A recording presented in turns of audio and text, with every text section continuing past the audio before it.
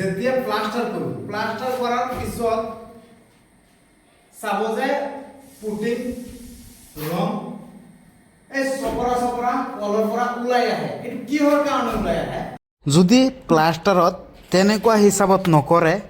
তেতিয়া আপোনালোকক মই কৈ দিছো আপোনালোকে কলেহে বুজি পাব আমি যেতিয়া প্লাষ্টাৰ কৰো প্লাষ্টাৰ কৰি তাৰ পিছত কি কৰো আমি এই টিঙৰ পাতিডাল আছে যে টিঙৰ পাতি গুলমালা বুলি কয় এই গুলমালা দি আমি তলৰ পৰা ওপৰলৈকে যেতিয়া টানি একদম পিছল হৈ যায় পিছল হৈ যোৱাৰ পিছত চাব তলৰ সিমেন্ট যোনটো আছে সিমেন্টটো ওপৰত গুচি আহে তাৰ পিছত লাহে খুৰখুৰিয়ে বেমাৰটো আহে আৰু পুটিংটো চাব যে হেৰি হৈ যায় আপোনাৰ ইয়াৰে চপৰা লৈ পেলাই এই তলৰ পৰা ওপৰৰ পৰা মানে চপৰা লৈ পেলাই মানে ওলাই আহে এইটো কাৰণত গুলমালা নেমাৰি পলিশ নেমাৰিব ৰুচাত আৰু ফুলদানত ফিনিশিং দিবলৈ চেষ্টা কৰিব আৰু এইবোৰ ওয়াল